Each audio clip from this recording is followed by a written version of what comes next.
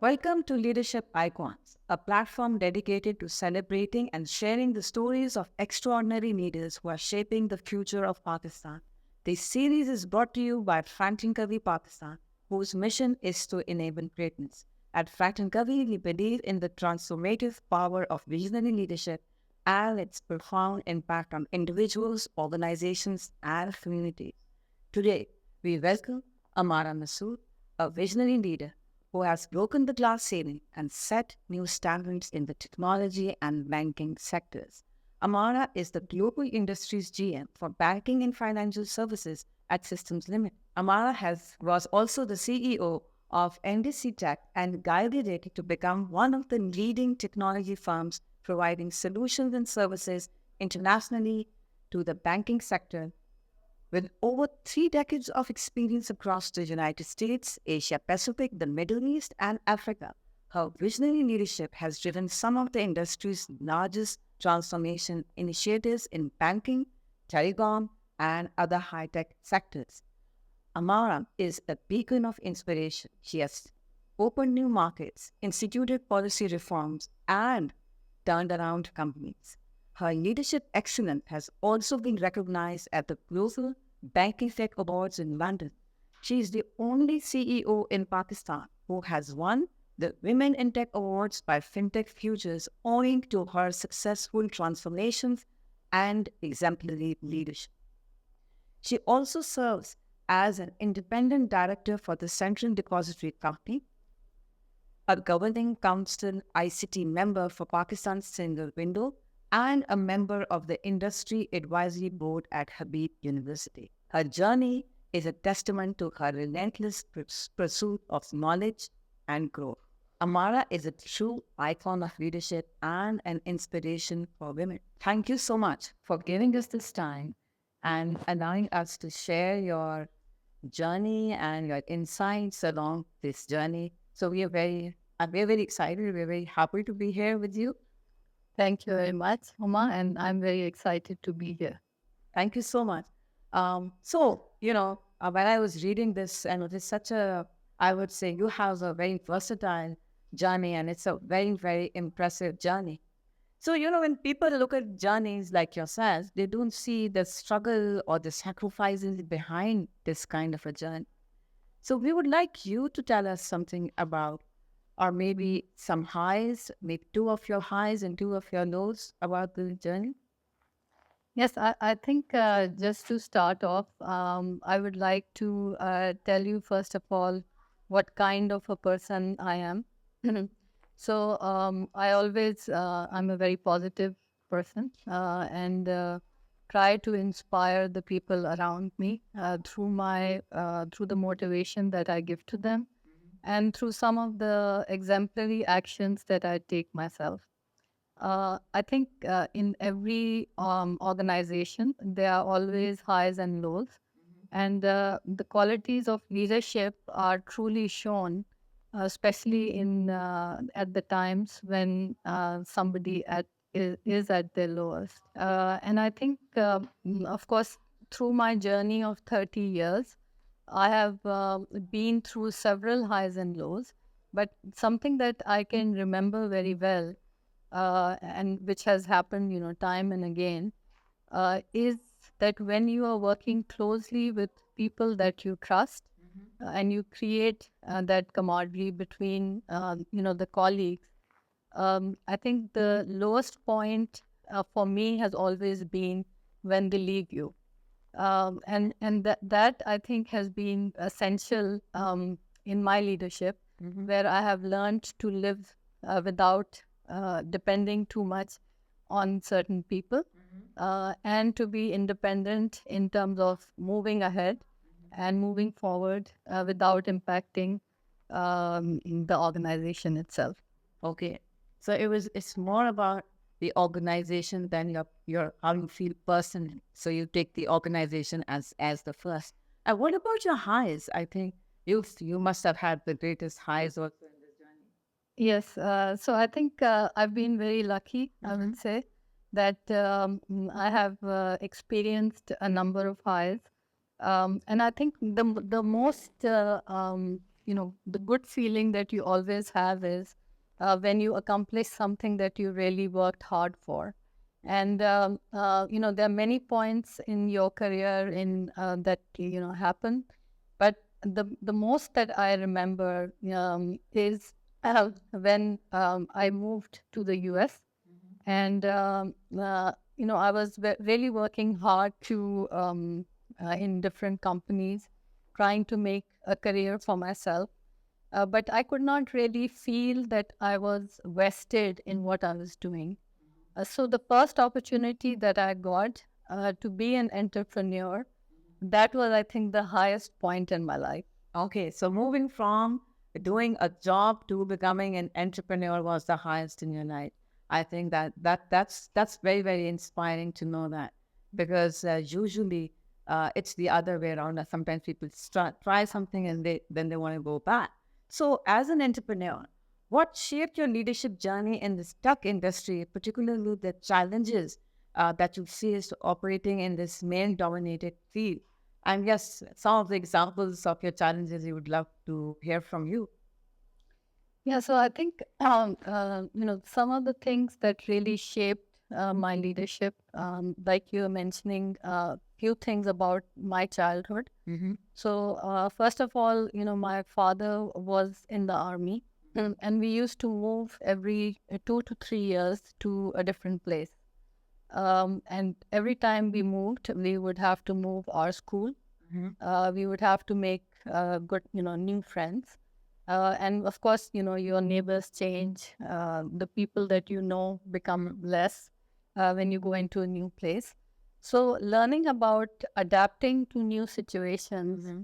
is one of the things that really has helped me throughout my life in leadership.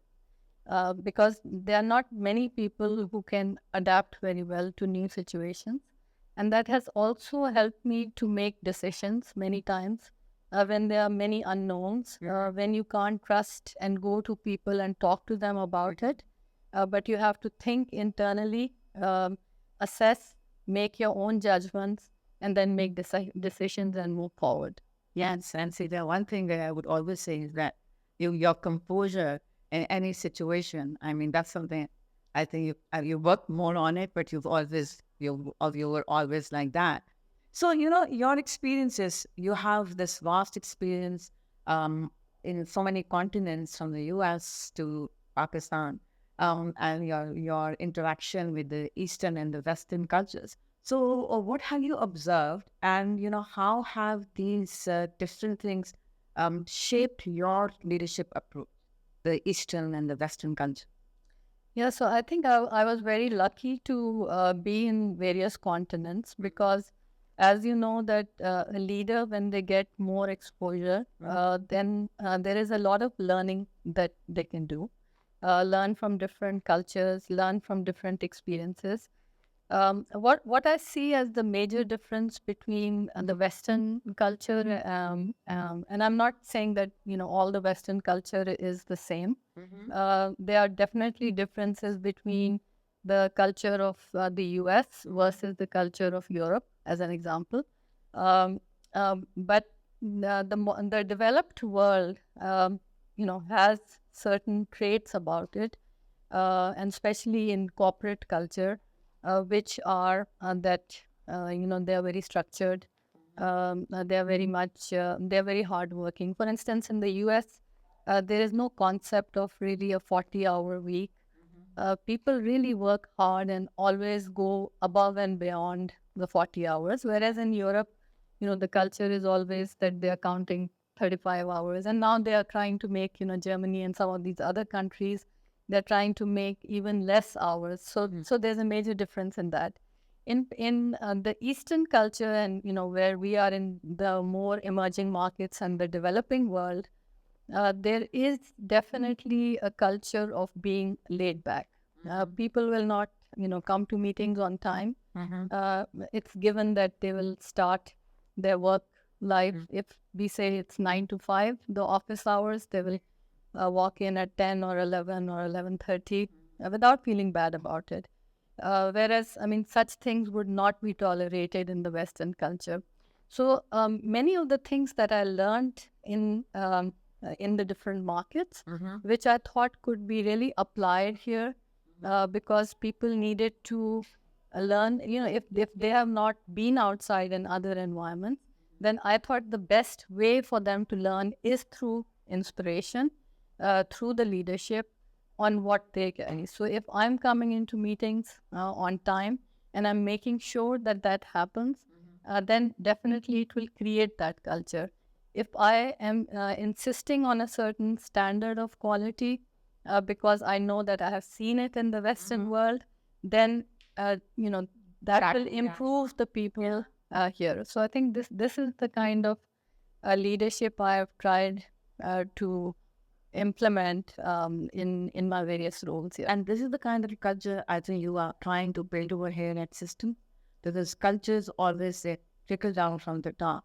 And I think that's why when we came over here also, we saw your, a mark of your culture over here also. So, we've talked about you being the CEO with NBC Tech and the merger that happened with Systems. So, mergers and acquisitions are notorious and sometimes they really end up in corporate failure. So, what was the major cultural conflict or challenge that you have faced maybe in other mergers, and how did you overcome them? Yeah, so I think the one of the reasons when we were contemplating why these two companies should merge, one of the reasons was really because of the learnings that we brought for each other. Um, I believe that we NDC Tech was a small company at the time of acquisition. We had about a little bit less than 400 people. Uh, and at that time, Systems was probably about more than 5,000. Okay. So one of the exciting things that I thought, by doing this kind of a merger, we would learn about scale. Because I think if you look at my last 27, 28 years, and my entrepreneurship journey, I've always been able to take companies to a certain level, maybe 400, 500 is probably the max, 5, 600. Uh, but I have never been able to scale it beyond that. And of course, I mean, some of the limitations one always knows that those come because when you are trying to grow organically, then it's always a very slow journey. And of course, if you don't allow outside investment, then again it's a slow journey. But for Systems, what we have seen is that even though they are publicly listed, but really without a lot of outside intervention, Systems has been able to scale leaps and bounds in the last at least 3 or 4 years. And that was one of the most exciting things that personally for me, as well as for all the employees that came from NDC to here, I thought that kind of learning of how you scale up and how you give up some of the habits that you always acquire, especially in leadership and all, to be able to grow to the next level. So that kind of exposure was very much one of the reasons. Yeah, one of the motivations. And what were the challenges that you were foreseeing, or you had to deal with those challenges when this merger? Yeah, so I think one of the things which we probably never thought about is that the two companies were very different in what they were providing. We were more of a consulting company, and they were more of an engineering company. And there was a clash of culture just in what we were doing. So in a consulting culture, you're very much focused to the customer. You're very project oriented. You're very value driven, and some of those traits. In engineering, you are more creative in trying to build up what you are doing. So you're more inward looking in an engineering company. So those two cultures, when they came together, I think we faced quite a few challenges in trying to merge the various teams. Because I think the first thing that we tried to do is bring in a lot of the people from the system side to learn about the business of NDC and incorporate some of the leadership roles also as part of NDC, what NDC did. And then, of course, for NDC people to learn about some of the services that systems was providing. So all these things, when they came together, uh, sometimes there were a lot of conflicts. Sometimes a lot of people did not like the new way of doing things, so they left. They moved on to something else. And I think that is the price sometimes that one has to pay when going through a merger and acquisition. All right. Yes, you always do have to pay a price to scale up. You're absolutely right on that. So what about the current organization and you're leading this? How are you cultivating productivity, diversity, and inclusivity within your teams? And what are the principles that have that you have followed, which have led to this great success of you as this leader of this organization? Yeah, I'll just take you back a little bit, maybe 13, 14 years ago, at the time when I started with NDC. So NDC was an existing company. At the time that I joined them, it was already 10 years, and they are going to 10 years. No, but they had like 6 customers at that time. When we merged with systems, we had about 120 customers. So in the next 10 years, there was a big growth journey. The company was not running very well at the time I joined, so for a leader, the things which really motivated me was how to bring this company, which is not performing very well, to a level to perform better, and also to do new things, create new things. So that was the main challenge, and I think the growth journey was fantastic. We turned it from a loss-making business to a profit-making in 1 year, and then a growth, which happened in the next 10 years. Now, I think the most important thing about a business like ours is the people, how you cultivate them.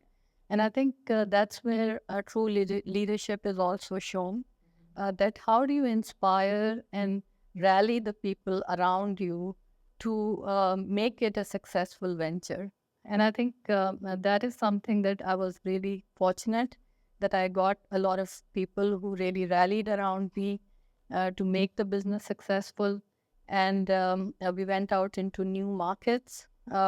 We, grew the export business.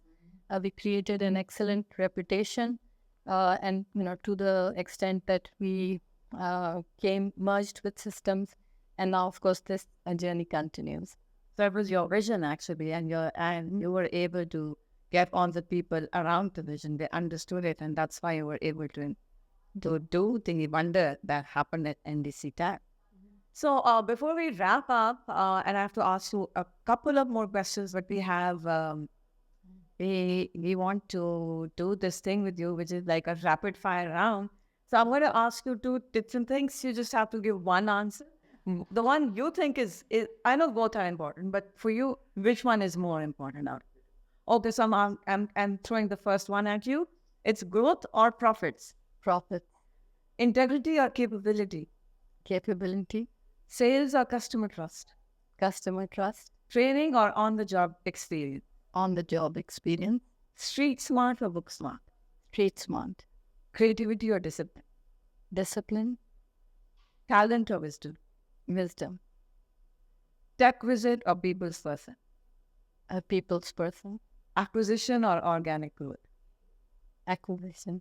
All right, वो तो मैं पता चल गया So, your story. Okay, so everybody has somebody who has inspired them. Like I can tell you that you were an inspiration for us as kids. But there must be a leader who had inspired you also, and somebody who you followed. Anybody you would like to talk about? Yeah, I think there are two people, from the icons that everybody knows that I would like to identify. So, first person, I think, Steve Jobs. He's very well known, and for everyone, he's been an inspiration. The other person was the CEO of Accenture. His name was Pierre Netherane, and he actually passed away in 2019. And I think similar story with the CEO of Apple as well. Both of them struggled with cancer, but they gave their best to the organization that they were with. And I think that really showed that how much, when you are motivated by something and you are passionate about it, then even till death, you basically make your last efforts to bring those organizations up. And I think that is the biggest inspiration factor that these people have. Yeah. Okay. So what's your passion? So I think my passion has always been to have an impact on society, on the people who are around me, to make a change around me, so that the things that I would like to happen in a society or in a company or even the network which is around me. I see that in my lifetime, and I'm able to see that impact. Right. I want to ask you something. Okay, so there are so many leaders who are looking for inspiration and who want to get some advice from people like you who have seen so much ups and downs, not just ups. And so, what is one advice that you would like to give to the young leaders, women especially?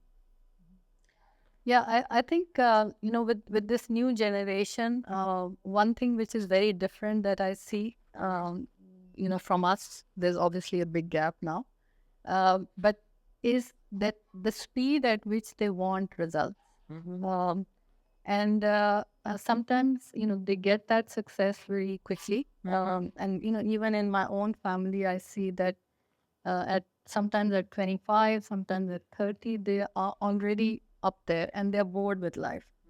And that is actually a problem because you have your rest of the 60 or 70 years to go, and you're already bored with life.